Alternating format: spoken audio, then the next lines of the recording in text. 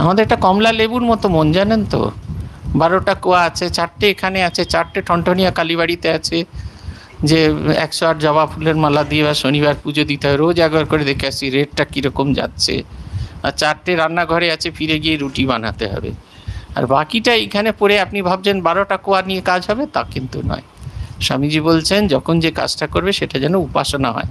খুব হড়হড় করে ঘর নাড়ছেন, যারা নাড়ছেন একজন আমরা কেউ ফলো করি না। উপাসনা যদি না হয়, শ্রীরামকৃষ্ণ জীবনে এটা সবচেয়ে বড় মৌলিক জিনিস যিনি দেখিয়ে গেছেন। যখন যে কাজটা করছেন তখন তাতে ডুবে গেছেন, বাকি জগৎটা মিথ্যে হয়ে গেছেন। এটা যদি না হয় সংসারও ভালো করে হয় না। আপনি ওই ভাবছেন যে খুব ভালো বকুল কথা দেখতে দেখতে আমি রান্না করছি, ওতে কিন্তু আর যাই হোক ভালো করে আমাদের মা ঠাকুমাদের রান্না এত ভালো হতো কেন? এই মশলা ছুঁড়ে ছুঁড়ে দিচ্ছেন, তাদের সব মনটা ওইখানে। কতক্ষণ কষাতে হবে, কতক্ষণ কি করতে হবে, একবারে একটা একদম ওয়ান পয়েন্টেডনেস। এই যে আপনারা মা দুর্গা দেখলেন, মা দুর্গার কালী কার্তিক ঠাকুর ছিলেন না, কার্তিক ঠাকুরের দুটো জিনিস ছিল, একটা তীর আর একটা ধনুক, আর একবারে হাত পাগুলো খুব শক্তপোক্ত বীরের মতো। কার্তিক ঠাকুর আর কিছু নয়, আমাদের জীবনের শৌর্য বীর্যের প্রতীক। আর ওই যে ওই তীরটা আছে, তীরের ফলাটা একবারে সরু, ওয়ান পয়েন্টেড। যখন আমরা উইথ অল ভিগোর আমাদের শৌর্য বীর্য নিয়ে একমুখী হয়ে কোনো কাজ করি, তখন আমাদের সিদ্ধি লাভ হয়। আমরা ভাবি ছেলেপুলে, আমরাও করেছি, আমি বলছি না যে করিনি, এরকম করিনি, লোকের বাড়িতে কার্তিক ফেলে গেছি, এরকম কোনো রকম কিছু নেই। কিন্তু এটার সবটাই মূল কথা হচ্ছে, যতক্ষণ না পর্যন্ত আপনি যাই করুন, যা কিছু করুন, জবধানি করুন, রান্নাবান্নাই করুন, অফিসে ডিএ করুন, আর এই আমাদের ভ্যাট ভ্যাট শুনুন, যতক্ষণ না পর্যন্ত সব মনটুকু দিতে পারছেন, কিছুই ভেতরে ঢুকবে না। বুদ্ধদেবের এক শিষ্য ছিল, সে খুব দুঃখ করছে, কারণ বুদ্ধদেবের অনেক শিষ্যরা যারা এনলাইটেন্ড হতেন, যারা আলোকপ্রাপ্ত হতেন, তাদেরকে বুদ্ধদেব বিভিন্ন জায়গায় পাঠিয়ে দিতেন, কে যাও গিয়ে সেখানে গিয়ে তোমরা ধর্মের প্রচার করো। সে 6 বছর থেকে গেছে, কিন্তু কিছুতেই তাকে বুদ্ধ পাঠান না। অবশেষে একদিন তিনি বুদ্ধকে বললেন, আমার পরে যারা এসেছিলেন তাদের আপনি প্রচারে পাঠিয়েছেন, আমাকে কখনো তো প্রচারে পাঠাননি। তখন উনি বললেন, নিশ্চয়ই তোমার ভেতরের সেই আগুনটা জ্বলছে না। বলে কেমন করে বুঝবো আগুনটা জ্বলছে? বলে বলতে হয় না, ক্ষুধার্তকে কখনো খাবার পরে শান্তি যে হয় সেটা কখনো বলতে হয় না। এটা তখনই হবে যখন আমাদের জীবনের আচরণের একবারে সবটুকুর বদল হবে। জীবনের আচরণের বদলটুকু খুব জরুরি, নাহলে কিন্তু কথামৃত মায়ের কথা সব বেরিয়ে যাবে। কালকে এক জায়গায় বলছিলাম, ফেসবুকে পোস্ট করি তো, তাতে একটা কবিতা দিয়েছিলাম, মা গো আমায় ছুটি দিতে বল, সকাল থেকে পড়েছি যে মেলা, এবার আমি তোমার সঙ্গে বসে করব শুধু পড়া পড়া খেলা। আপনারা সবাই পড়েছেন শিশুকল্যাণনাথের কবিতা। তার 4টে লাইন দিয়েছিলাম, একজন এবার লাফিয়ে পড়লেন তার ইনার মিনিং না দেখেই। মহারাজ ছুটি চাইলে আমাদের জীবনটা অন্ধকার হয়ে যাবে, যেন আমি তার জীবনে হ্যালোজিন বাল্ব হয়ে দাঁড়িয়ে আছি। তা কিন্তু নয়, এই প্রত্যেকটা বিষয়ের গভীরে যাওয়ার চেষ্টা করতে হবে। কি সুন্দর ছোট্ট শিশুর মধ্যে দিয়ে ঈশ্বর চেতনা ঢোকাচ্ছেন রবীন্দ্রনাথ। মা গো আমায় ছুটি দিতে বল, সকাল থেকে পড়েছি যে মেলা। সারাটা দিন আমরা নানা কাজে, জীবনের বেশিরভাগ অংশটাই অকাজে কাটিয়ে দিই। তাই বলছেন, মা গো আমায় ছুটি দিতে বল, সকাল থেকে পড়েছি যে মেলা, এবার আমি তোমার সঙ্গে বসে করব শুধু পড়া পড়া খেলা। নতুন শিক্ষা নেব, মায়ের সঙ্গে যে খেলবো সেই খেলাটাও জীবনবোধের শিক্ষা নেব। কত গভীর কথা, গভীর অর্থ। রবীন্দ্রনাথের একটা গান আছে, সেখানে আছে, প্রভু খেলেছি অনেক খেলা, এবে তোমারও ক্রোড়ও চাই। অনেক খেলা খেলেছি, বা তোমার কোলে উঠবো। তার মানে কি ধুলো পায়ে মায়ের কোলে গিয়ে লাফিয়ে পড়ে দোল খাবো? তা নয়, তোমার শরণাগতি। কি অদ্ভুত কথা! একটা ছোট্ট শিশুর ভেতরে কবিতার আকারে ধীরে ধীরে ধীরে ধীরে তিনি গভীর ভাবটা ঢুকিয়ে দিচ্ছেন। আমাদের জীবনের যাবতীয় ব্যঞ্জনা যা কিছু করি, প্রত্যেকটা একটা গভীরভাবে আমাদের কাছে একটা নতুন বার্তা নিয়ে আসে, কিন্তু সেই বার্তাগুলোকে শোনার মতো আমাদের মন তৈরি করতে হয়।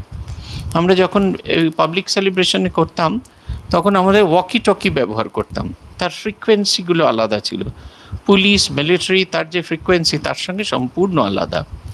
এই আমাদের ফ্রিকোয়েন্সিগুলো ঈশ্বরের সঙ্গে করতে হয়। সকালবেলা উঠে ওই কালী কথা শুনবেন, রেডিওটাকে ঘোরাচ্ছেন ঘোরাচ্ছেন ঘোরাচ্ছেন, তখন আপনার এই কালী কথার যে স্টেশনটা, তার সাথে আপনার যেটা যুক্ত হলো, যে মুহূর্তে সেই ফ্রিকোয়েন্সিটা জুড়লে আপনি শুনছেন গম গম করে জগন্নাথ বসু বলছেন কালীকথার গল্প, আপনার অশান্ত মন শান্ত হয়ে যাচ্ছে, সকালে নানা কাজের মাঝখানে মনটা একটা উচ্চ ভাবনায় চলে যাচ্ছে। ঠিক সেই রকম পড়াশোনার ক্ষেত্রেও ঠিক তাই করতে হয়। ভৈরবী ব্রাহ্মণী এসেছেন দক্ষিণেশ্বরে, যেটা রিক্যাপ করার চেষ্টা করছিলাম। তিনি অনেক খুঁজে পেতে এসেছেন। তার সম্পর্কে বলতে গিয়ে ঠাকুর বলছেন যে চতুর্বেদ বেদ মূর্তিমতী আর তন্ত্র গীতা পুরাণাদি ভক্তি গ্রন্থ যত অক্ষর অক্ষর সব তার কণ্ঠ স্থিত। এই দুটো জিনিস হচ্ছে 4 বেদের মূর্তি। তার মানে এখানটা ঋগ্বেদ ওপরটা শ্যাম যজু তা নয়, তিনি অনুভব করেছেন পড়তে পড়তে পড়তে পড়তে যা জীবন বোধের সাথে এসেছে। বিশুদ্ধানন্দজির একটা স্মৃতি কথা এক জায়গায় তিনি বলছেন যে সাধন ভজন করতে করতে আচমকাই তার মনে হতে থাকলো যে ওই উপনিষদের শ্লোকগুলো যেন সত্যি সত্যি হয়েছে। মধুবাতা ঋতায়তে মধুক্ষরন্তি সিন্ধব মাধীর্ণ সন্তোষদি মধুনক্ত মুতো শশী মধুমত পার্থিব গুমরজ। তিনি অনুভব করছেন এই জগৎটা মধুময় হয়ে গেছে, চারিদিক দিয়ে সেই মধু সুধাধারা ঝরে পড়ছে। সুধাধারা তো ঝরে না, আনন্দ আনন্দ ঝরে পড়ছে, ওপর থেকে নিচ অব্দি ঝরে পড়ছে। এই চতুর্বেদ মূর্তিমতী তার মানে হচ্ছে 4টি বেদের অন্তর্নিহিত যে নির্যাস সেটি তাকে দেখে বোঝা যাচ্ছে, তার ভেতর দিয়ে সেই ভাবটি প্রকাশিত হচ্ছে। আধ্যাত্মিক জীবনযাপন শেষ গৃহী করুক আর সন্ন্যাসী করুক, এটা কিন্তু খুব জরুরি। যতক্ষণ না পর্যন্ত অধ্যাত্ম সম্পদ আমাদের জীবনের অঙ্গ হয়ে উঠছে ততক্ষণ পর্যন্ত হয় না, ততক্ষণ বেঢপ জিনিস পড়ার মতো হয়। ধরুন আজকাল তো সব ইনস্ট্যান্ট জিনিস, এটা বন্ধ করে দিন, ঠান্ডা লাগছে। আমাদের ইনস্ট্যান্ট জিনিস এখন পড়ার হয়েছে। এখন যাওয়ার সময় দেখে গেছিলেন আপনি এক্সেল, তার এতদিনে মা ভাবলেন যে দিদি বিদেশ থেকে ফেরার পথে বলে এতদিনে ভাই এত মোটা হয়ে গেছে, নিশ্চয়ই ডবল এক্সেল গেঞ্জি লাগবে। কিন্তু সে যে জিমে গিয়ে লার্জ হয়ে গেছে সেটা বুঝতে পারেনি, দিদি নিয়ে এসছে, আপনিও ভাইপোটায় হাসি মুখে সেটা পড়েছেন, দেখছেন পুট আপনার এইখানে চলে গেছে। নাহলে জীবনটা ওরকম হবে, যদি আপনার জীবনের সঙ্গে অঙ্গীভূত না হয় তাহলে কিন্তু কখনো হবে না। এই চতুর্বেদ মূর্তিমতী বেদের যে নির্যাস সেটা যেন তিনি তার জীবন বোধের মধ্যে দিয়ে প্রকাশিত করছেন। আর বলছেন গীতা তন্ত্র পুরাণাদি ভক্তি গ্রন্থ যত অক্ষরে অক্ষরে সব তাকে সেগুলো যেন তিনি জানতেন। তার ঠোঁটের গোড়া, এই জানাটা কেন জরুরি, কেন ওই গীতা এগুলো মুখস্থ করতে বলা হয়, আমাদের জীবনের সঙ্গে আমরা মিলিয়ে দেখতে পারি। কথামৃত এই কারণে জোর করে রোজ পড়ার কথা, তার কারণ হচ্ছে কথামৃত হলো আয়না, এই শাস্ত্রগ্রন্থ হলো আয়না। যেরকম ওই যে তারে জমিন পার হওয়ার পরে সব ছেলেরা এরকম ঢেউ খেলানো চুল করছিল, যখন আপনি আয়নায় গিয়ে সেই চুলটা আঁচড়াচ্ছেন তখন আয়না বলে দিচ্ছে না এখন আমির খান হওয়া হয়নি, একটু বাকি আছে। আপনি আবার করলেন তখন বললে একটু বেশি হয়ে গেছে, আবার করলেন তখন ঠিক আমির খানের মতো হয়ে গেল। ঠিক ওই রকম এই গ্রন্থগুলো আমাদের বলে দেয় যেভাবে জীবনযাপন করছি সেটা সঠিক জীবন নয়। ওইগুলো আমাদেরকে যেন নিজের সামনে নিজেকে দাঁড় করায়। আমি জগতের সকলকে বোকা বানাতে পারি, আমি ধীরে ধীরে হেঁটে হেঁটে যেতে পারি। হ্যাঁ, ওই যে সেই আছে না, ঠাকুরের গল্পে আছে, ঠাকুরের গল্পে না চুটকিতে পড়েছিলাম, সে রাধা কৃষ্ণ বলে, একটা পা ধরে রাধা বললে আরেকটা বলে কৃষ্ণ বলে, তবে দুটো পা ধরে টানলে বলে দুঃশালা পড়ে যাবো। যে আমরা সকলের সামনে অভিনয় করতে পারি কিন্তু নিজের সামনে অভিনয় করাটা খুব ডিফিকাল্ট। শঙ্করাচার্য নরক শব্দের অর্থ ব্যাখ্যা করতে গিয়ে বলছেন যে নরক আর আলাদা করে কোনো জায়গা নয়, নরক হলো মানুষের মনের একটা ভাবনা, যেখানে সে জানে যে জগতের সবাই আমায় ভালো বোধ করছে কিন্তু আমি যে অন্যায় করেছি এই বোধটা তার ভেতরে ভীষণভাবে জাগে। সে নিজেকে কারুর কাছে লুকিয়ে রাখতে পারে না। ওই যে তুষের আগুনের মতো ধিক ধিক ধিক ধিক ধিক ধিক করে প্রতি মুহূর্তে জ্বলা, ওইটাকে বলছেন তিনি নরক যন্ত্রণা। আদিগুরু এই আমাদের দৈবাসুর সম্পত্তি বিভাগ যোগ ওখানে ব্যাখ্যা করতে গিয়ে তার ব্যাখ্যায় এই কথাটা আমাদের বলছেন। এইখানে ব্রাহ্মণী অদ্ভুত একটা, যেমন দিব্য সুন্দর দেখতে ছিল, আর ঠাকুরকে দেখা মাত্র তার ভেতরে একটা বাৎসল্য রসের প্রকাশ হয়েছে। এমন সুন্দর মানুষ দেখেননি। একেবারে ভীষণ সাহসিনী, সেই কোথায় যশোর থেকে তিনি উঠে এসেছেন, আর বয়সও তখন তার খুব কম।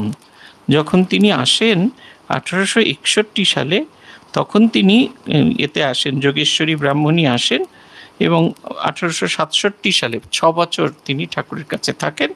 তারপর তিনি চলে যান। শেষ জীবনে তিনি কাশীতে থাকতেন। ঠাকুর যখন কাশী দর্শন করতে গেছিলেন, তখন সেখানে গিয়ে ভৈরবী ব্রাহ্মণীর সঙ্গে দেখা করে তিনি কিছুদিন তার সময় কাটিয়ে এসেছিলেন। ভৈরবী ব্রাহ্মণীর একটা ছোট্ট শালগ্রাম শিলা ছিল। আগেকার দিনে সব সাধক সাধিকাদের এসব থাকতো। সেগুলো গলার ভেতরে একটা কাপড়ের মধ্যে পুঁটুলি দিয়ে তিনি বয়ে বয়ে নিয়ে যেতেন। আপনারা যারা গৌরীমার জীবনী দেখেছেন, গৌরীমার যে ওই রঘুবীর শিলা, সেটি তার ওই গলার মধ্যে বাঁধা থাকতো, এবং সেইটি নিয়ে তিনি তীর্থ দর্শন করতেন। এতজনে তিনি কিন্তু ভৈরবী ব্রাহ্মণী এসে কখনো তার শালগ্রাম শিলার কথা বলেননি। কিন্তু ঠাকুর যখন তাকে আমাদের ইয়ের সঙ্গে পরিচয় করালেন, আমাদের হৃদয়ের সঙ্গে পরিচয় করালেন, বললেন একে নিয়ে যাও, নিয়ে গিয়ে সিধের ব্যবস্থা আছে, ওখান থেকে করো, কারণ এর সঙ্গে বিগ্রহ আছে, বিগ্রহ সেবা না করে খাওয়া যাবে না। এটা প্রথম চটক লাগে ভৈরবী ব্রাহ্মণীর। 2 নম্বর হচ্ছে, সেদিনকে বিগ্রহকে স্নান টান করে তার জন্য রান্না তৈরি করছেন, লুচি আর ছোলার ডাল। তিনি যখন সেই লুচি আটা মাখছেন, তার ভেতরে একটা অদ্ভুত একটা আনন্দ, একটা দিব্য আনন্দে তিনি যেন ভরে গেছেন।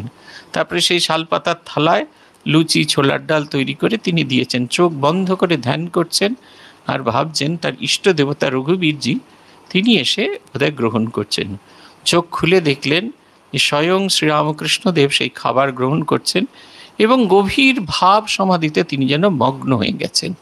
আর এই দৃশ্য দেখে তার খুব আনন্দ হতে থাকলো। এতদিন তিনি একটা ছোট্ট পাথরের বিগ্রহকে পুজো করেছিলেন, আজ তার মনে হলো তার ইষ্ট দর্শন হলো, আর তার এটার প্রয়োজন নেই, তার আর কোনো রকমভাবে এটার প্রয়োজন নেই। তখন তিনি সেই শালগ্রাম শিলা গঙ্গায় বিসর্জন দিলেন। সেই ঠাকুরের গল্পে আছে, একটা চিঠি সবাই খুঁজছিল। চিঠিতে কি বলা আছে? 1 থালা মিষ্টি পাঠাবে আর রেলগাড়ি পার কাপড় পাঠাবে। আগেকার দিনে তৈরি হতো, দেখতেন মায়েরা পড়তেন, সাদা লাল সাদা কালো রেলগাড়ি ছুটে চলেছে, সেই পাড়েতে ডিজাইন করা থাকতো। ইদানিং দেখি কোথাও কোথাও ছবি টবিতে দেখি সে রেলগাড়ি পার কাপড়, সে রেলগাড়ি পার কাপড় নিয়ে আসতে হবে। তখন সেইটি জোগাড় করে দিলেন। ওটা তখন অপ্রয়োজনীয় হয়ে যায়, জিনিসটা অপ্রয়োজনীয় হয়ে গেল। আমাদের অনেকের জীবনে আছে, দেখবেন আপনারা যখন প্রথম দীক্ষা নিয়েছেন তখন দেখবেন বেশি পুজো ফুল দিয়ে সাজানো, খুব ধূপ ঘোরানো, গাঙ্গুরামের মিষ্টি টিষ্টি এসব ছিল। তারপরে আস্তে আস্তে ওগুলো বাহুল্যগুলো কমে যেতে থাকে। তখন মনে হয় বেশি করে জপ ধ্যান করা, বেশি করে স্মরণ মনন করা, বেশি করে তার চিন্তা করা, এর মধ্যে ডুবে থাকার ভেতরেই আনন্দ আছে। ভৈরবী ব্রাহ্মণীর সেই রকম অবস্থা হলো। কি সুন্দর কথা! তিনি বলছেন যে যাকে পাওয়ার জন্য তিনি এত কষ্ট করেছেন, রৌদ্রে সেঁকেছেন, ঠান্ডাতে কেঁপেছেন, সমস্ত কিছু, তাকে আজকে চোখের সামনে পেয়ে তিনি আর তার আনন্দ ধরে থাকতে পারছেন না। সারা সেই ওই চত্বরটা তিনি নাচছেন কেন? তার এই যে মনের যে আনন্দ, সেটা প্রকাশ করার আর কোনো দ্বিতীয় ভাষা খুঁজে পাচ্ছেন না। পুথিকার লিখছেন, আনন্দে উন্মত্তা প্রায় ব্রাহ্মণী এখন, বাৎসল্যে হৃদয়ে ভরা চাহে ঘন ঘন, দেখিবারে শ্রীপ্রভুর শ্রীমুখ কমল, সাধে বাদী হইল নিজ নয়নের জল। তার 2 চোখ দিয়ে প্রেমের অশ্রু ঝরে পড়ছে, আর তিনি নাচছেন আর ঠাকুরকে দেখার চেষ্টা করছেন, কিন্তু ঠাকুরকে তিনি কিছুতেই দেখতে পাচ্ছেন না। তার চোখ দিয়ে এত জল পড়ছে, সেই জল যেন তাকে ঠাকুরকে দেখতে বাধা দিচ্ছে। এই পুথিকার বলছেন, একদিন তিনি এই যে দেখুন আচরণ একটু কেন পড়া দরকার, আমাদের নিজেদের আচরণগুলো বদলায়। আমরা ওই সকাল সন্ধ্যা কোনো রকমে জপটি করি, জব শেষ হয়ে গেলে একটু গীতা টিতা পড়ি, একটু গুরুদেব বলেছেন একটু কথামৃত ঠং করে পড়ে নিই, ব্যাস হয়ে গেল। সারাদিন আবার লেগে পড়ি কাজে। সবাই যে করেন তা নয়, কিন্তু ভক্তিশাস্ত্র পড়তে হয়। নিজের ভেতরে যে ভক্তি আগুনকে জ্বালিয়ে রাখতে গেলে এটা পড়তে হয়। আগেকার দিনে প্রত্যেকের বাড়িতে ওই গারস্থ অগ্নি প্রজ্বলিত থাকতো। যারা বাড়িতে এখন যেমন আপনাদের বাড়িতে দেখা করতে এলে আগে মিষ্টি রসগোল্লা নিয়ে আসতেন, ইদানিং আবার এক ধাপ এগিয়ে যায়, মন জিনিসের জিনিসপত্র নিয়ে আসা হয়, তবে ফিশ ফ্রাই টিশ ফ্রাই নিয়ে আসেন। আগেকার দিনের মানুষ সমিধ নিয়ে আসতো, কাঠ নিয়ে আসতো, তারা সেই আগুনে গিয়ে সেইগুলোকে দিত। ওই অগ্নিটিকে জাগ্রত রাখা হতো, ওই আগুন থেকেই প্রদীপ জ্বলতো, ওই আগুন থেকেই রান্নার সব জ্বলতো। আগুন জ্বালানোটা কঠিন ছিল, সেই কারণে আগুনকে ধরে রাখা হয়। ঠিক এখন ওই প্রথাটা এই দুর্গা পুজোর সময় হয়, জাগ প্রদীপ জ্বলতে থাকে, বোধনের দিন প্রজ্বলিত হয়। নিয়ম হচ্ছে সেই আগুন থেকে আগুন নিয়ে দীপকাঠিকে, আমাদের প্রদীপ, দেবীর সামনে যে প্রদীপ জ্বলে সেটিকে প্রজ্বলিত করা, আর সেই আগুনকে জাগিয়ে রেখে সেটা নিয়ে গিয়ে রান্নাঘরে দেবীর ভোগ যে রান্না হয় সেটার করা। এখন হয়তো সবটা হয় না, কিন্তু রোজ ওইটিকে প্রজ্বলিত রাখার চেষ্টা করা হয়। সে তখন ওই আগুন নিয়ে যেতেন। ঠিক সেরকম আমার ভেতরে ভক্তির আগুনকে জাগিয়ে রাখতে গেলে শাস্ত্র পড়াটা খুব জরুরি। আমরা এখন তো আমাদের বাংলায় পড়ার জন্য ঠাকুরের শ্রীরামকৃষ্ণ কথামৃত, শ্রী শ্রী মায়ের কথা, আর একটু উন্নততর, আরও একটু কঠিন ভাষায় পড়তে গেলে স্বামীজির কথা, এই সমস্ত নানা রকমের গ্রন্থ আছে। এই গ্রন্থগুলো কিছু করে না, আমার বুদ্ধিকে মার্জিত করে। চেতনানন্দে যেটা ভারী সুন্দর কথা আছে, রোজ পড়াশোনা করার অভ্যাস করতে হয়। কেন না, বলছেন যেরকম ইয়েতে ওই যন্ত্রপাতিতে, লোহার যন্ত্রপাতিতে রোজ তেল দিতে হয়, তেল না দিলে তাতে জং ধরে যায়, আর জং ধরা যন্ত্রপাতি ব্যবহার করা যায় না। ঠিক সেই রকম মনের যন্ত্রে রোজ তেল দিতে হয়, নাহলে মন শুকনো হয়ে যায়, দুর্গন্ধ বেরোতে থাকে, তার থেকে কোনো ভালো উচ্চ ভাবনা করা যায় না। ভৈরবী ব্রাহ্মণী অত সিদ্ধ সাধিকা, তিনি সারাক্ষণ, তার যতটুকু সময় পেতেন তিনি সারাক্ষণ তিনি এই পড়াশোনাতেই মেতে থাকতেন। একদিন ঠাকুর ছোটো খাটটিতে বসে আছেন, আর তিনি গুনগুন করে ভ্রমরের মতো ওই ভক্তিশাস্ত্র থেকে পড়ছেন, অষ্টবিকারের কথা, ওই শ্বেত, পুলক, কম্পন, রোমাঞ্চ, এই সমস্ত কথা পড়ছেন। সে পড়ছেন এবং যেমন যেমন পড়ছেন, দূরের ঠাকুরের দিকে তাকিয়ে দেখলেন ঠাকুরের শরীরে তার একটা লিভিং ডেমনস্ট্রেশন হচ্ছে, ঠাকুরের ওইগুলো প্রভাব পড়ছেন। আনন্দে আত্মহারা হয়ে গেছেন, দিয়া দিয়া করে নাচছেন, সেই চতুর্দিকে ঘরের ভেতরে তিনি নাচতে থাকছেন। নিচেই ক্ষান্ত হলেন না, উনি তো ওরকম পাত্র নন যে নিচে ক্ষান্ত হয়ে যাবেন। নিচে খালি ক্ষান্ত হলেন না, তিনি জনে জনে বলে বেড়াতে থাকলেন, এই গৌরাঙ্গ মহাপ্রভু, তিনি এখন শ্রীরামকৃষ্ণ রূপ ধারণ করে এসেছে। পুরীর যারা একটু পণ্ডিত ছিলেন, মানে পুরীর মানে ওই দক্ষিণেশ্বরের যারা পণ্ডিত ছিলেন, তারা একেবারে কোনো রকম ঝামেলা না করে সেটাকে ধীরে ধীরে মেনে নিচ্ছিলেন। কিন্তু মথুরা মোহন কিছুতেই মানতে চান না, তার মাইনে করা চাকর, সে ভগবান লাভ করে ফেললো, আর আমি মালিক, আমি বসে আঙুল চুষছি। কিছুতেই মানতে চাইছেন না, বলছেন না, অবতার তো এরকম হয় না, 12-র বেশি তো আর অবতার হয় না, তাহলে আবার নতুন অবতার কোথা থেকে গজালো। পুথিকার বলছেন যে মথুরানাথ কিছুতেই মানতে চান না ইনি অবতার, কিন্তু এটা তিনি বেশ অনুভব করেন যে মা কালীর কৃপা হয়েছে, মা কালী তার উপর ভর করেন, এইটুকু মানতে চায়। আসলে আমাদের ধারণাটা তো খুব অল্প, সেই কারণে আমরা বুঝে উঠতে পারি না। নানা জনের নানা রকম ভাব। কেউ বলতেন যে ঠাকুর এটা বায়ুর কর্ম, বায়ুতে তার খুব কষ্ট হচ্ছে, তার থেকে এই রিয়াকশানগুলো যাচ্ছে। কেউ বলছে না ভূতে পেয়েছে, অতি জাগতিক জিনিস তার উপর চেপেছে, সেই কারণে তিনি এই রকম অবস্থা। আর কেউ বলছেন, যারা একটু উন্নত আত্মা, তারা বলছেন যে কালীর কৃপা হয়েছে। মথুরানাথ আমোদ প্রিয়, যেমন তাদের সব পোষা শিম্পাঞ্জি বাদুর থাকতো, ঠিক সেই রকম পরমহংস তো তার মানে খুব মজার জিনিস। মানে এটা হচ্ছে তখনও তিনি পরমহংসকে পরমহংস বলে, পরমহংস চেনেন, অবতার বলে বিশ্বাস করেন না, তার জীবন নদীর কাণ্ডারি বিশ্বাস করেন না, কারণ মাইনে করা চাকর, মাইনে করা চাকরকে কে কবে মাথায় তুলে নিচেছে। আপনার যদি কাজের ছেলেটা মাধ্যমিকে আপনার সঙ্গে কাজকর্ম করার মাধ্যমিকে ফার্স্ট হয়ে যায়, আপনার বিশ্বাস করতে সেটাই খুব কঠিন হয়। 7বার নানা জায়গায় সিটিভি, এনটিভি, আরটিভি সব এতে খোঁজ করে তবে আপনি বিশ্বাস করেন, হ্যাঁ এটা সেই লোক, যে আপনার কাজের লোক, যে এখন লেখাপড়া করে এখন ফার্স্ট হয়েছে। ঠিক সেই রকম মাইনে করা চাকর, তার ঈশ্বরানুভূতি হচ্ছে, এ কি সহজে বিশ্বাসযোগ্য জিনিস। সেই কারণে মথুরানাথ বিশ্বাস করছেন না। আর মজার মানুষ তো, তিনি আসতেন দক্ষিণেশ্বরে মজা করতে, তাই ভাবলেন একটু বাঁদর নাচ দেখিনি।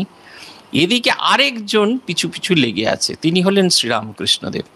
আমাদের যদি কেউ বলে, আহা মহারাজ আপনার ঈশ্বরানুভূতি কি, আমাদের এই যে গেঞ্জিটা পরে আছি এটাই ছেড়ে চলে যাবে, আমার হাঁটা চলাই বদলে যাবে, পরে কবে দীক্ষা দেবে, কবে মাথায় হাত দেবে, না হয় এখন থেকে হাত তোলা এমনি এমনি করে সব অভ্যাস করা শুরু করে দেবে, আমাদের এরকম অবস্থা।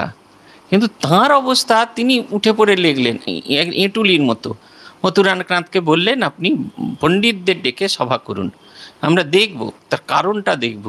খুব সুন্দর, কারণটা অপূর্ব। এটা যখনই পড়া হয় আমার খুব অপূর্ব লাগে। শ্রীরামকৃষ্ণদেবের জীবনের এই সিম্পলিসিটি একবারে ভীষণ রকমভাবে ছুঁয়ে যায়। তিনি বলছেন, তিনি বারবার বলছেন, না না লোক নিয়ে এসো, লোক নিয়ে এসো, লোক নিয়ে এসো, ওরা ঠিক করে দিক, আমার মাথার ব্যায়ামও না কিছু, যদি কিছু ভালো হয় তো ভালো, সে নিয়ে তার কোনো মাথা ব্যথা নেই। মাথার ব্যায়ামও কি না, এটা লোকে তাকে খারাপ বলে, রোগগ্রস্ত বলে, এটা তার বড় কষ্ট হয়। সেই কারণে তিনি বারবার সব পণ্ডিত সমাজে ডাকা শুরু করলেন। বৈষ্ণবদের ভেতরে খুব বিখ্যাত পণ্ডিত বৈষ্ণবচরণ এলেন, সভা হবে নাট মন্দিরে। আর শ্রীরামকৃষ্ণদেবের এই সভা দেখতে সারা মন্দিরের যত আছে পাচক, পূজারী, সমস্ত সবাই এসে বসেছে। কে খুঁজে পাচ্ছেন না নিজের মোবাইলের আওয়াজটা?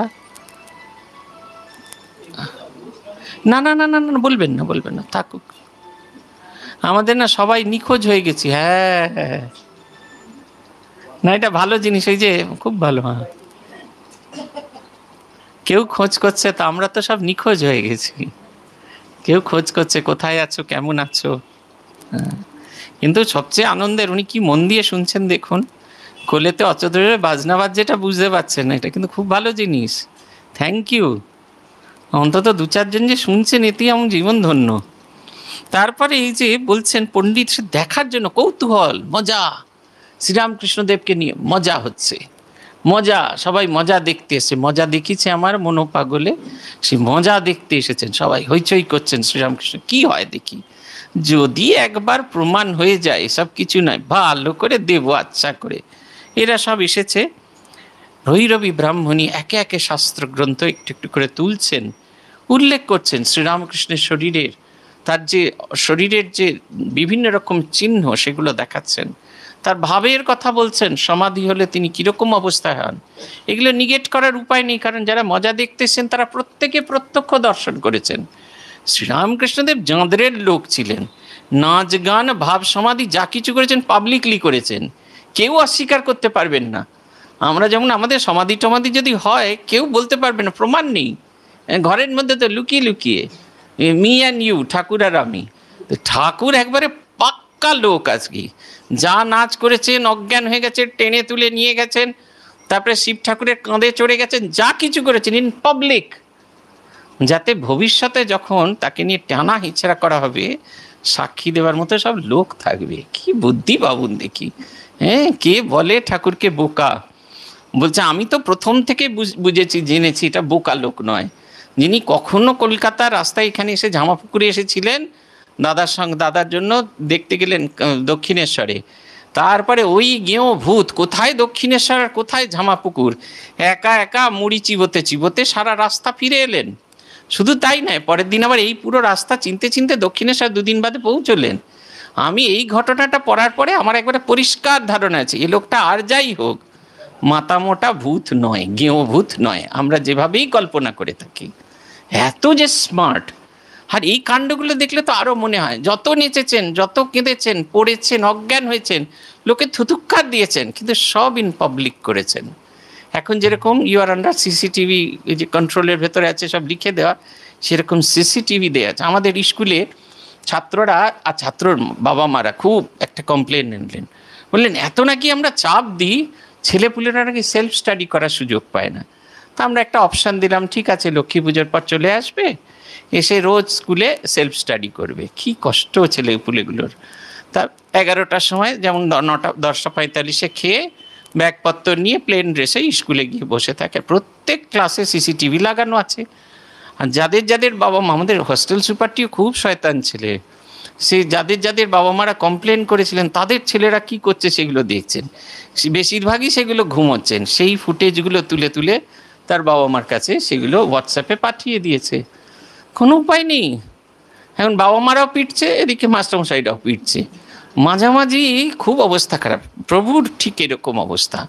হ্যাঁ, একেবারে সমস্ত কিছু পাবলিক করলেন, পাবলিক ডোমেইনে করেছেন, কারুর কিচ্ছু করার নেই। এবং তিনি প্রমাণ করলেন যে যে অঙ্গগুলো শ্রীমতী রাধারানীর হতো সেগুলো বৃন্দাবন চন্দ্রের আমাদের মহাপ্রভুর হতো, ঠিক একই জিনিস হতে থাকলো। কি সুন্দর বর্ণনা, এই অংশটা পড়ি, আপনারা শুনবেন। বলছেন, সেই সব সুপ্রকাশ প্রভুর শরীরে, তাই অবতার তনু বাখানি তাহারে। আসুন বিচার রণে থাকে কেহ যদি, খণ্ডিব তাহার তর্ক হইলে বিরোধী। এত বলি তপস্বিনী ব্রাহ্মণী বাখানে, একত্রিত সমাবেত সভা বিদ্যমানে। বিপন্ন সন্তানে রক্ষা করিতে জননী, এখানেতে সেই ভাব ধরিরা ব্রাহ্মণী। তিনি বলছেন, আমি ফালতু কথা বলছি না, আমি কোনো ভাব থেকে বলছি না, প্রত্যেকটা জিনিস শাস্ত্রসম্মত এবং এগুলো প্রভুর শরীরে দেখা যাচ্ছে, তাই আমি তাকে অবতার বলে প্রমাণ করছি। একদম সমস্ত জিনিস দিয়ে প্রমাণ করছেন, যেন একেবারে মানে শিওর শট জিতবেন, কোনো রকম ভাষার জিনিস না, ভাবের গভীরে শাস্ত্র প্রমাণ সহ গভীরে গিয়ে তিনি বলছেন কেউ যদি এটা বিরোধিতা করতে চান করুন, কিন্তু আমার এই যুক্তি এগুলোর যে খণ্ডন করতে হবে ঠিক সেরকম তুলনা করছেন। বিপন্ন সন্তানে রক্ষা করিতে জননী, এইখানেতে সেই ভাব করিলা ব্রাহ্মণী। এই ছবিটার কথা যখনই মনে হয় তখন আমার বাজ পাখির কথা মনে হয়। সেই দুটো পাখা মেলে তিনি তার সন্তানদের যেরকমভাবে রক্ষা করেন, ভৈরবী ব্রাহ্মণী ঠিক সেই রকমভাবে যেন তাকে রক্ষা করলেন। বিপন্ন সন্তান, বাবার কাছে আপনারা মার খাননি এরকম বোধহয় একজনকে খুঁজে পাওয়া যায় না, আমি তো খুব খেয়েছি। এবং মায়েরা কি করেন, মায়েরা ঘিরে থাকেন সন্তানকে, ওই কারণে দু চার ঘা মায়েদের গায়েতেও পড়ে সন্তানকে বাঁচানোর জন্য। বিপন্ন সন্তানকে বাঁচানোর জন্য মা যেরকম এগিয়ে আসেন, গুরু এগিয়ে এসেছেন তার শিষ্যকে বাঁচাতে। যে গুরুকে তিনি অবতার বললে গুরু উপরে উঠে যাচ্ছেন, তথাপি শাস্ত্রসম্মতভাবে তাকে অবতার হিসেবে ঘোষণা করা হোক, এইটি তিনি বলছেন। ওজস্বিনী ব্রাহ্মণীর আমূল বর্ণন, এক মনে শুনিলেন বৈষ্ণবচরণ। শাস্ত্রজ্ঞ পণ্ডিত তেহ ঘটে বহুগুণ, সত্য তত্ত্বান্বেষিতার সাধনা নিপুণ। সাধনাজ সূক্ষ্ম দৃষ্টি বল সহকারে, প্রভুরে দেখিয়া কয়ে সভার ভিতরে। ধীরে ধীরে সুপণ্ডিত বৈষ্ণবচরণ, প্রসঙ্গ বিচারে নাহি দেখি প্রয়োজন। শ্রীঅঙ্গে শাস্ত্রের লিপি দেখিবারে পাই, ব্রাহ্মণী বলেন যাহা আমি বলি তাই। বালক স্বভাব প্রভু আনন্দ অন্তরে, হাসিতে হাসিতে কন বিস্মিত মথুরে। কি হে পণ্ডিত আমি কিছুই না জানি, শুনিয়া শীতল কিন্তু হইল পরাণী। মনে করেছিনু আমি বিয়াধি আমার, অসাধ্য নিদান নাহি জানে প্রতিকার। সভা মধ্যে বিদ্যমান আছিল যারা, স্তম্ভিত বিস্মিত সবে বাক বুদ্ধিহারা। আজিকার সভাভঙ্গ হইল এখানে, চলিয়া গেলেন যার বাস যার যেইখানে। বলছেন বৈষ্ণবচরণ উঠে বললেন যে ভৈরবী ব্রাহ্মণী যেভাবে প্রমাণ করছেন তাতে আমার সামান্যতম সংশয় নেই, তাই তাঁর কথা সম্পূর্ণ বিশ্বাস করে আমি বলছি যে ইনি অবতার। অবতারের যাবতীয় লক্ষণ তা এর ভেতরে প্রকাশিত হয়ে গেছে। সবাই হাঁ করে তাকিয়ে আছে। আপনার আমার হলে, যদি আপনার আমার হলে কেউ প্রশংসা করে, আমাদের কি আনন্দ হয়, পারলে গিয়ে গালটা এরকম করে টিপে দিয়ে আসতে হয়, বাবা আমার প্রশংসা করেছো। এই ভদ্রলোকের শ্রীরামকৃষ্ণের অবস্থা দেখুন। বলছেন বালক স্বভাব প্রভু আনন্দ অন্তরে, হাসিতে হাসিতে কন বিস্মিত মথুরে। কি কহে পণ্ডিত আমি কিছুই না জানি, শুনিয়া শীতল কিন্তু হইল পরাণী। মনে করেছিল আমি বিয়াধি আমার, অসাধ্য নিদান নাহি জানে প্রতিকার। সবাই যখন হইচই করছে, আচ্ছা তাহলে তাদের বিস্ময় না, মাইনে করা কর্মচারী সে অবতার প্রমাণ করছে, শাস্ত্র প্রমাণ করছে, এটা মেনে নিতেই খুব কষ্ট। কিন্তু যাকে নিয়ে এত হইচই, যাকে নিয়ে এত লাফালাফি, তার রিয়াকশনটা অদ্ভুত দেখার মতো। সে বলে যাক বাবা বাঁচা গেল, আমার যে শরীর খারাপ নয়, মাথার ব্যাধি নয়, এটা প্রমাণ হলো, মানে আমি সুস্থ সবল মানুষ। দেখুন কি ইনডিফারেন্ট এই নেম ফেম, নাম এবং যশের প্রতি আমাদের যে একটা আকাঙ্ক্ষা। বাসে উঠলাম, বসতে দিল না সামনের লোকটা, যদি উঠে বলে মহারাজ বসুন বসুন, কি ভালো লাগে, এদিক ওদিক বারবার ঘাড় ঘুরি তাকাই, আহা আমাকে তাহলে লোকে পছন্দ করেছে। কল্পনা করার চেষ্টা করি শ্রীলঙ্কা দেশটা কি ভালো, ওখানে সাধুদের জন্য দুটো সিট একবারে রিজার্ভ করা থাকে, কেউ বসে না, বসেও কেউ প্রসাদ করে না। হ্যাঁ, আমাদের দেশটা হতচ্ছাড়া জায়গা, গুঁতিয়ে সরিয়ে দিল। একটা ঘটনা বলি, অফ দ্য রেকর্ড বলি, এইটা প্রসঙ্গের বাইরে গিয়ে বলি, মাধবানন্দজি চলেছেন পাটনায়। মাধবানন্দজির সঙ্গে থাকতো একটা বেতের ঝুড়ি, তাতে সব জিনিসপত্র কাপড় চোপড় থাকতো, একটা হোলডল আর একটা কমণ্ডলু। তা মাধবানন্দজি পাটনা যাচ্ছেন, তখন তিনি মঠ মিশনের সাধারণ সম্পাদক, মায়ের শিষ্য। মা যার সম্পর্কে বলেছেন হাতির দাঁত সোনা দিয়ে বাঁধানো, তিনি বসেছেন। এমন সময় একটা অল্প বয়সী ছেলে এসে বসে ঠেসে বসে পড়ল। তারপর জিজ্ঞেস করছে কী নাম? বলছে মাধবানন্দ। মাধবানন্দ, এই দেখুন মাধবানন্দজি তাতেও কোনো সম্মান হানি হচ্ছে না। আবার তিনি যখন নামলেন তখন বেদান্তানন্দজি এসছেন তাকে গ্রিট করতে, মালা পরিয়ে নিয়ে যাচ্ছেন, তাতেও তার এতটুকু সম্মানের ক্ষতি হচ্ছে না। শ্রীরামকৃষ্ণ জীবন আমাদের বলছেন, তার কোনো মাথা ব্যথাই নেই, তাকে অবতার বলছে কি বলছে। আমাদের একটু তো 19-20 হয়ে গেলে মুখখানা কীরকম তিজলহানির পেছনের মতো হয়ে যায় না, ঠিক সেই রকম। দেখুন এটা হচ্ছে শ্রীরামকৃষ্ণ, আমরা যাকে ফলো করি। বুকবাজি বলি না, রামকৃষ্ণ মিশন থেকে দীক্ষা নিয়েছি, আমরা সব রামকৃষ্ণ মিশন থেকে দীক্ষা নিয়েছি। সে গেছিলাম ভিক্ষা করতে, সব সে যা ভিক্ষা দিল সেই গল্প পরে বলবো। যাওয়ার সময় বলছেন কোন আশ্রম থেকে এসেছেন জিজ্ঞেস করো, হ্যাঁ কাছের একটা আশ্রম। বলছে আমরা জানেন তো সব রামকৃষ্ণ মিশন থেকে দীক্ষিত। রামকৃষ্ণ মিশন থেকে দীক্ষিত, রামকৃষ্ণ অবলম্বী হওয়া মানে হচ্ছে এই জীবনে এই ভাবটা, এই ইনডিফারেন্ট, কোনো নেম ফেম নাম যশের প্রতি কোনো আশঙ্কা, যাকে নিয়ে আলোচনা হচ্ছে, যিনি প্রতিপাদ্য বিষয়, তিনি কি সুন্দর করে বলছেন যাক, পণ্ডিত কি বলেছে সেই নিয়ে আমার কোনো মাথা ব্যথা না, আমি বুঝিও না।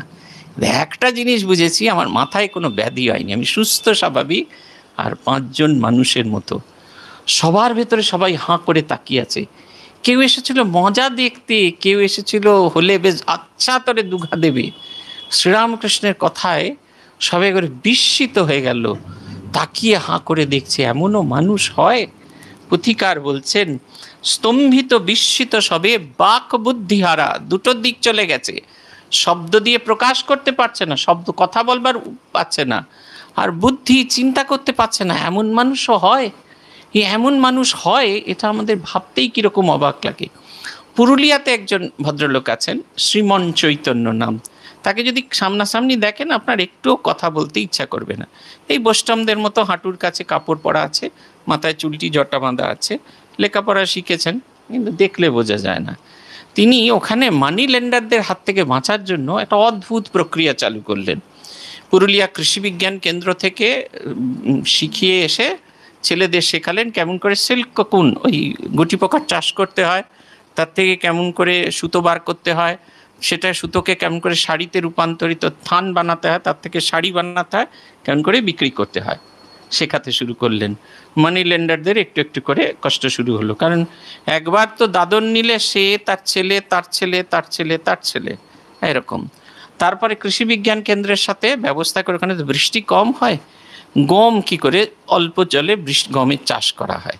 মানি লেন্ডাররা খুব বিপদ দেখলেন, তখন তারা কি করলেন, গরু ছাগল ছেড়ে দিলেন, ধরে একটু বকাঝকা করলেন, তাতেও যখন হলো না, দৌড়ে আচ্ছা সে মারলেন, মেরে তার মাথা ফাটিয়ে দিলেন। পুরুলিয়া হাসপাতাল থেকে গিয়ে গোটা 3 স্টিচ আর একটা বড় ফেটটি নিয়ে তিনি ভাবপ্রচার পরিষদের মিটিংয়ে এসে হাজির হয়েছেন।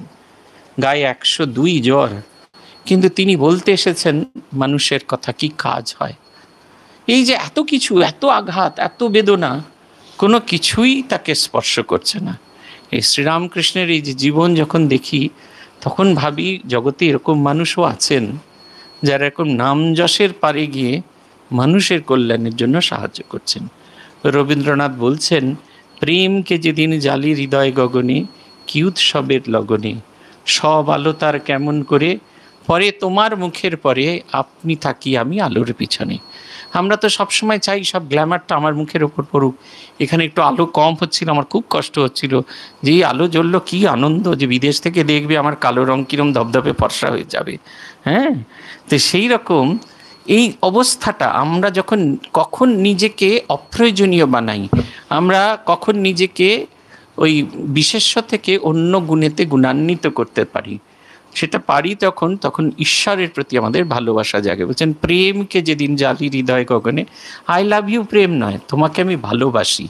প্রেমকে যেদিন জ্বালি হৃদয় গগনে, কি উৎসবের লগনে, সব আলো তার কেমন করে পরে, তোমার মুখের পরে আপনি থাকি আমি আলোর পিছনে। সব আলো আমার ইষ্টের মুখে পড়ছে, আর তার সেই আলোতে আমি আলোকিত হয়েছি, তাতেই আমার খুব আনন্দ।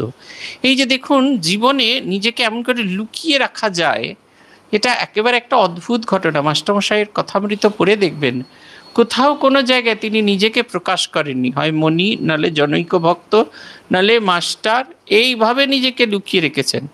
অথচ জগৎকে আধ্যাত্মিকতা জানাচ্ছেন, জগতের মানুষের ভেতরে বৈরাগ্য জাগ্রত করছেন।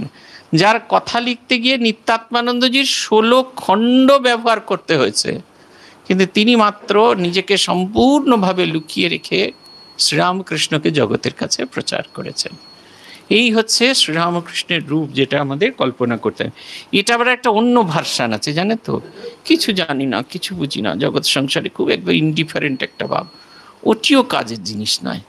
সেই চোখে মেজের দিকে তাকিয়ে যাচ্ছি, জগতের কিছু বুঝি না, খানিকটা হ্যাবলার মতো আছি, বুকের বোতাম খোলা, পচা জিনিস কিনে নিয়ে আসি, চুল আঁচড়াতে পারি, ওটাও কিন্তু নয়।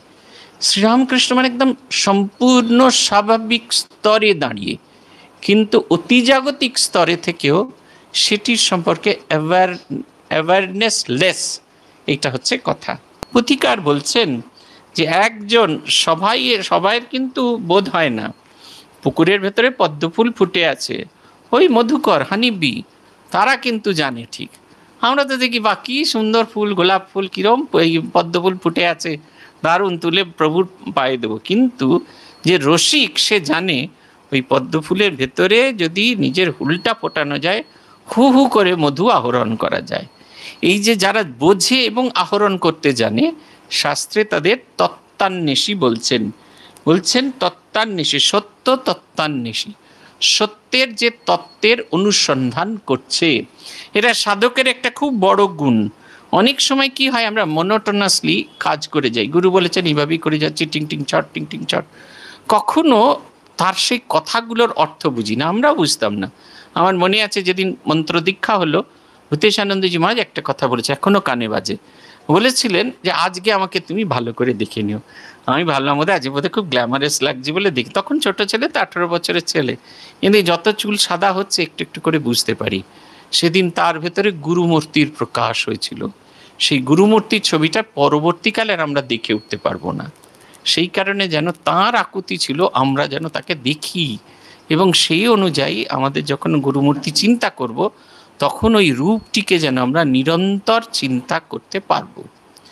এই যে খোঁজা, এটা হচ্ছে সাধকের একটা বড় লক্ষণ। সত্য আছে, সাধন পথ আছে, কিন্তু যদি আমার তত্ত্বান্বেষ না থাকে, আমি যদি তত্ত্বান্বেষ না করি, তাহলে কিন্তু কিছুতেই হবে না। ঠনঠনিয়া এখানে মা কালী বিরাজমান, সিদ্ধেশ্বরী বিরাজমান, তার কাছে প্রতি শনিবার যাই, এই যাই তাই যাই, কিন্তু ওখানে একটা কোণ আছে যেখানে দাঁড়ালে কেউ ঠেলে তাড়িয়ে দেবে না। অনেকক্ষণ ধরে মাকে দেখা যাবে, মাকে দেখতে কেমন, মায়ের চোখগুলো কেমন, মা তাকিয়ে থাকলে কীরকম দেখায়, জিভগুলো কীরকম, হাতগুলো কীরকম, কিরম শক্তপোক্ত হাতে মুন্ডমালাটা ধরে আছেন, কেমন করে খড়গটা ধরে আছেন, শিব ঠাকুর কীরকম নির্বিকার হয়ে তাকিয়ে আছেন, জগন্মাতার লীলা দর্শন করছেন। এই যে দেখুন, একটা মূর্তি থেকে এত কিছু দেখা যায়, যদি আমার জিজ্ঞাসু মন না থাকে তাহলে কিন্তু আমি দেখতে পাবো না। এই কারণে সাধকের এই জিজ্ঞাসু মনটা থাকা খুব জরুরি। এই যে আপনারা মন্দিরে যান, মঠে যান, ঠাকুরকে নানা দিক থেকে দেখবেন। আমাদের সাধুরা শিখিয়েছিলেন, জগন্মাতা আদ্যাশক্তি মহামায়া, আমাদের দক্ষিণেশ্বরের ভবতারিণী মাকে সামনে থেকে দেখলে জগদীশ্বরী বলে বোধ হয়, আর বাঁ দিক থেকে দেখলে তাকে একটা 7 বছরের ছোট্ট মেয়ে বলে মনে হয়। কাঁধে তুলে নিয়ে দে পালাও, চল ফিস্ট করতে চলে যাই, একবারে খিলখিল করে হাসছেন। একই মূর্তি, তার বিভিন্ন প্রকাশ, একই দেবতা, তার বিভিন্ন প্রকাশ। আপনারা যারা পুরী এই কোণার্কের সূর্য মন্দির দেখেছেন, একদিক দিয়ে সিঁড়ি দিয়ে ওঠেন, আরেক দিয়ে বেরিয়ে পড়েন, 3টে মূর্তি আছে। একটা হচ্ছে প্রভাত সূর্য, আর একটা মধ্যাহ্ন সূর্য, আর একটা হচ্ছে অপরাহ্ন সূর্য। 3টের অপূর্ব বৈশিষ্ট্য। প্রভাত সূর্য যেন সেই নবীন জীবনকে বিকিরণ করছে, হাঁ করে তাকিয়ে থাকতে ইচ্ছা করে। তারপরে মধ্যাহ্ন সূর্য, তার দিকে বেশিক্ষণ তাকিয়ে থাকা যায়, তার ভীষণ প্রতাপ। আর শেষকালে যে অপরাহ্নের সূর্য, ক্লান্ত, চুল নেমে এসছে, মুখের ওপর নেমে পড়েছে, মনে হচ্ছে একটা বিছানা পেতে দিলেই শুয়ে পড়তে হয়। শুধু দেবতা দর্শন করলে হয় না, এই যে গভীরভাবে এইগুলোকে দর্শন করতে হয়। এগুলো হচ্ছে সত্য তত্ত্বান্বেষী। এই দৃষ্টিটা যদি সাধকের না থাকে, তাহলে ওই হিংটিং ছট হয়। তার বাইরে বাইরে গিয়ে যাকে চিন্তা করছি, যাকে ভাবনা করছি, তিনি আপনার সাথে ঘর করতে পারেন না। শাস্ত্রে বলছেন যে ভগবানকে কীরকমভাবে ভাবতে হয়। একটা তো সর্বলোক মহেশ্বর, আরেকটা হচ্ছে সুহৃদ। ভগবান আমার বন্ধু হন না। আমি তো সবাইকে ছেড়ে, সব ছেড়ে, ওই রোজ শুনছেন না এখন কুমার শানু গাইছে, সব ছেড়ে মা ধরবো তোমার রাঙাচরণ দুটি, এই তো আমার ব্রত। যে রাঙাচরণ যে ধরতে হবে, আপনাকে তো তাকে আপনার নিজের করে নিতে হবে, নাহলে তার রাঙাচরণ ধরতে দেবেন কেন? ধরতে গেলেই বলবে দূরে দূরে দূরা, দেবী বলবেন দূরা দূরা, আমি ভয়তে পায়ে হাত দিতে পারবো না। তার সাথেই সখ্যতা তৈরি করতে গেলে সত্য তত্ত্বান্বেষ করতে হবে। পণ্ডিত বুঝলেন যে লোকের কাছ থেকে অনেক মালকড়ি পাওয়া যাবে, আধ্যাত্মিক সম্পদ অনেক পাওয়া যাবে, তাই তিনি কি করলেন?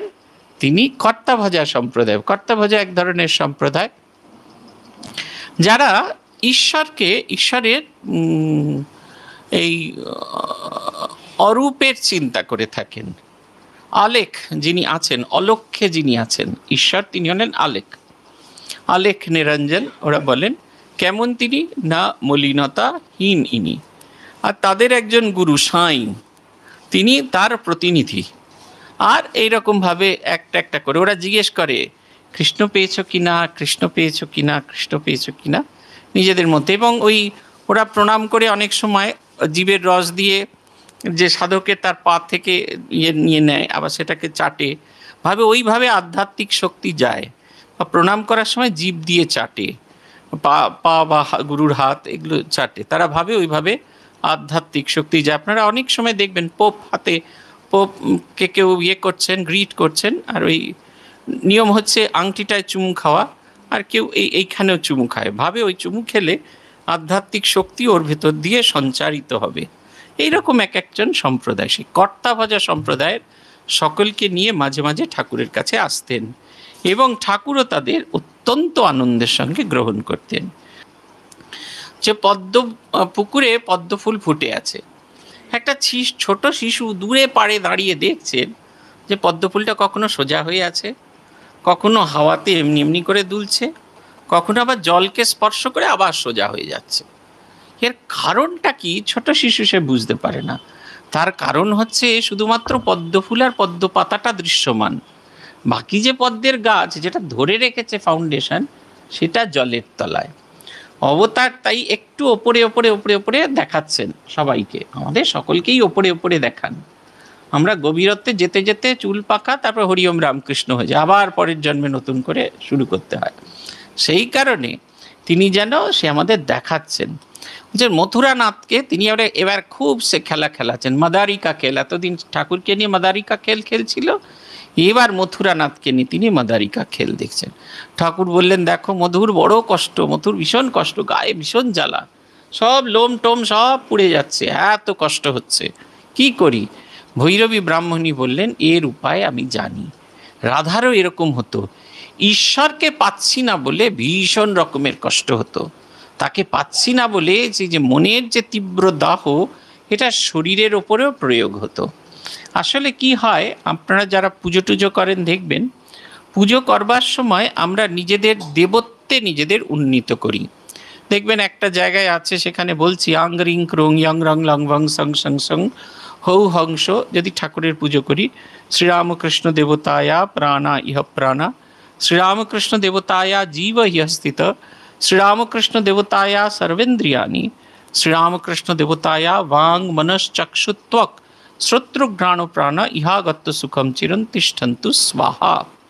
এটা বলি কেন? বলি না, নিজেকে দেবতার স্তরে উন্নীত করি। আমি বলছি আমার এই যে প্রাণ, এটা আমার প্রাণ নয়, এটা স্বয়ং শ্রীরামকৃষ্ণের প্রাণ। শ্রীরামকৃষ্ণ জীব আমার এই শরীরের ভেতরে আছে, উপস্থিত হয়েছেন। আমার যা ইন্দ্রিয়, এগুলো আমার নয়, এগুলো স্বয়ং শ্রীরামকৃষ্ণের ইন্দ্রিয়। আমার এই যে যা কিছু আমি করছি, যা কিছু ক্রিয়া করছি, সব আমার নয়, সব শ্রীরামকৃষ্ণের। নিজেকে দেবতার স্তরে উন্নীত করার পরে, ধ্যানের পরে আমরা ইয়ং বায়ু বীজের দেবতাকে নিজের ভেতর থেকে বার করে নিয়ে আসি। আমি যদি আমার নিজের ভেতরে, আমার নিজের এই যে শরীর, এর ভেতরে দেবতাকে স্থাপন করতে না পারি, তাহলে তার থেকে একটা খণ্ডাংশ আমি বার করতে পারবো না তো, তাই না? আবার পুজো শেষ হয়ে গেলে ইয়ং বায়ুবীজের দেবতাকে ভেতরে আমি ঢুকিয়ে নিয়ে আসি। পূজা করতে গেলে যেমন দেখবেন টমি আছে, আপনি নতুন টমি শিট হয়ে গেল, টমি স্ট্যান্ড, আমি গিয়ে যদি বলি টমি ঘাউ ঘাউ করে কে আসে, কারণ আমি কুকুরের ভাষা বলতে পারি না, আমি সেই ভাষায় বলতে শিখিনি। ঠিক সেরকম এই বসো, ছাত্রদের বলা হলো বসো, সবাই বসে পড়লো, কারণ মানুষের ভাষা বুঝতে পারছে। ঠিক সেই রকম দেবতার কাছে প্রার্থনা করতে গেলে, দেবতার কাছে নিজের ভাবটিকে প্রকাশ করতে গেলে নিজের ভেতরের দেবভাবকে জাগ্রত করতে হয়। তার যে তীব্র বিরহ, তীব্র কষ্ট যেটা হচ্ছে, সেটা হয়েই চলেছে, ওই জ্বালা হতে থাকলো। তাই সেই জ্বালা থেকে নিজেকে সরানোর জন্য তার ভেতরে শ্রীমতী রাধিকার ভাবটিকে আরোপ করতে হয়। সর্বাঙ্গে সেই লেপন করে দেওয়া হলো চন্দন, আর প্রচুর প্রচুর মালা তার উপরে দেয়া হলো। এবার তার মন দেবভাবে আড়ুড়ো হয়ে গেল, আর তিনি সেই যন্ত্রণা বোধ করছেন না, কারণ তিনি নিজেকে এমন এক জায়গায় আড়ুড়ো হয়ে গেছেন, এমন এক জায়গায় পৌঁছে নিয়ে গেছেন যেখানে দেবতা আর মানুষের যে ভেদাভেদটা, সেটা সম্পূর্ণভাবে চলে গেছে। ধীরে ধীরে ধীরে 3 দিনের মধ্যে এটা চলে গেল। বলছেন 3 দিনে ব্যাধি নষ্ট হইল শ্রীপ্রভুর, বিস্মিত সকলের সঙ্গে বিশেষে মথুর। মথুরানাথ এখন মাদারি খেলা দেখতে শুরু করেছেন না, এই মাদারির খেলা মথুরানাথকে তিনি দেখাবেন, এবং এই দেখানোর জন্যই যেন তার নানা রকমের জিনিসপত্র হয়। আমরা শেষ করব ঠাকুরের একটা অদ্ভুত দর্শন দিয়ে। প্রভু যে কত রকমভাবে আমাদের জন্য পরীক্ষা দিয়েছেন, আমাদের 4টে পরীক্ষা দিতে হলেই খুব কষ্ট হতে থাকে। ছোট বড় মেজ সেজ যারা কেউ তার যোগ্য নয়, তাদের জন্য তিনি পরীক্ষা দিয়েছেন। মথুরানাথ যেই বলেছেন যে 12 বিনা অবতার নেই, অথচ ভৈরবী ব্রাহ্মণী প্রমাণ করে দিলেন যে 12 ছাড়াও অবতার আছে। আর তার যুক্তির এত জোর ছিল, এত তোড় ছিল, কেউ সেটা ভাঙবার সামান্যতম চেষ্টাও করেননি। তাই সবাই মেনে নিয়েছেন। ঠাকুর বললেন না, এত সহজ হলে তো হবে না। এই যে আমরা এখনকার যুগের মানুষ, যারা নবাব কিনলে আরাম ফ্রি, সব কিছু প্রমাণ চাই, হাতে হাতে প্রমাণ চাই, তাদেরকে বোঝানোর জন্য তিনি একটা অদ্ভুত, তার মনে হলো যদি তার দর্শন হয় গৌরাঙ্গ অবতার, এই দর্শন এবং এর প্রত্যয় হয়, তাহলে আগামী দিনের মানুষ তাকেও মানবে অবতার হিসেবে। নাহলে নরেন দত্ত শেষ সময়ে বলছেন না যে অবতার বুঝি, কিন্তু তিনি যদি মুখে বলেন তাহলে হয়। তিনি বলছেন যে রাম যে কৃষ্ণ, ইদানিং সেই এ দেহে রামকৃষ্ণ, তবে তোর বেদান্তের দৃষ্টি দিয়ে নয়, অদ্বৈতভাবে এরকমভাবে ভাবা যায় না। তিনি দেখলেন গঙ্গার দুফাক হয়ে গেছে, তার মাঝখান দিয়ে কীর্তনের দল এগিয়ে চলেছে, আর সে এমন কীর্তনের দল কান ফেটে চলেছে। সেখানে নাচছিলেন একজন, অনেকে নাচছিলেন, তার মাঝখানে 2 জন নাচছেন, চৈতন্য মহাপ্রভু, নিত্যানন্দ মহাপ্রভু। আরেকজন ছিলেন এই বাড়ির মানুষটি, তাকেও তিনি দেখেছিলেন, সেই ছবিটি দোতলায় মাস্টারমশাইয়ের ঘরে আছে। তিনি তাকে দেখলেন ওইখানে, তিনি সেই নাচছেন। ধীরে তাকে ঘিরে আবার সেই দল গঙ্গার মধ্যে মিলিন হয়ে গেল। যেমন সমুদ্রের মধ্যে বুদবুদ কণা হয়, যেমন মিলিয়ে যায়, ঠিক সেরকম যেন তারাও ধীরে ধীরে মিলিয়ে গেলেন অনন্ত ভাবনার ভেতরে। শ্রীরামকৃষ্ণদেবের সংশয় সম্পূর্ণ চলে গেল। পুথিকার বলছেন, সূক্ষ্ম আধ্যাত্মিক শক্তি আবর্তন যার, ঘুরিতেছে চিরকাল সৃষ্টির সংসার। কারণ ঠাকুর তো ঠিক আমরা যেভাবে সিরিয়ালে দেখি যে কিছু হলে এমনি করে হাতটা তুলে দিলেন, ওরকম কিন্তু নয়। আপনারা যদি কথামৃত খুব ভালো করে খুঁটিয়ে খুঁটিয়ে পড়েন, ঠাকুরের বহু সমাধির গল্প আছে। ঠাকুর পা ঝুলিয়ে বসে আছেন, 1 পা ঝুলিয়ে বসে আছেন, গঙ্গার বান দেখতে দেখতে দরজায় হাত তুলে দাঁড়িয়ে আছেন, কত যে সমাধির ছবি আছে। কিন্তু কি কুক্ষণে এই যে সিনেমা হয়েছিল, ঠাকুর মানেই মাঝে মাঝে এরকম তুলে দিলেন আর পেছনে একটা হ্যালো জ্বলছে, তা নয়। তার জীবনটা এমন জ্যোতির্ময় ছিল, যে আসতো তার কাছে সে এসে বদলে যেত। রামদত্ত এসেছিল, জীবনে খুব সংশয়, মেয়ে মারা গেছে, এই মেয়ে আছে, এই চলে গেল, কেমন করে হয়। রামদত্ত সকলের কাছে গেলেন, শাস্ত্রে কেউ তাকে বোঝাতে পারলেন না। ঠাকুরের কাছে এলেন, তিনি 3:30-র সময় এসেছিলেন, ফিরে গেলেন রাত্রি 8:30। মনের সব সংশয় দূর হয়ে গেল। এমন ऐसा গল্প করলেন, তার জীবনের দুঃখ সব চলে গেল, আনন্দে তিনি যেন পূর্ণ হয়ে গেলেন। বারবার এই আগামী দিনের মানুষ, যিনি অবতার মানে সবসময় ঈশ্বর চিন্তায় মগ্ন হয়ে আছে তা নয়, সাধারণ মানুষের জন্য যিনি কাজ করে চলেছেন, তিনি কি সত্যি অবতার? আগামী দিনের মানুষ যদি সংশয় করে, সেই কারণে গৌরাঙ্গ অবতার কিনা তার এই দিব্য দর্শন দেখালেন। কি সুন্দর কথা! তাই লীলাচ্ছলে করি গৌরাঙ্গ দর্শন, করিলেন জগতের সন্দেহ ভঞ্জন। তার নিজের কোনো সন্দেহ ছিল না। জগৎ, আমাদের আগামী দিনে সেই ফাঁকিবাজ মানুষ যারা 50 পয়সা করে 1 টাকার হিসাব চাই, সেই তাদের জন্য তিনি যেন এই যাবতীয় সংশয় দূর করে দিলেন। শ্রী ভগবানের কৃপা হলে আজ এই পর্যন্ত। জয় জয় রামকৃষ্ণ বাঞ্ছা কল্প তরু, জয় জয় ভগবান জগতের গুরু, জয় জয় গুরু মাতা জগত জননী, রামকৃষ্ণ ভক্তিদাত্রী চৈতন্য দায়িনী, জয় জয় রামকৃষ্ণ ইষ্ট গোষ্ঠীগণ, সবার চরণ রেণু মাগে অধম। ওম শান্তি শান্তি শান্তি। হরি ওম তৎসৎ। শ্রীরামকৃষ্ণার্পণমস্তু।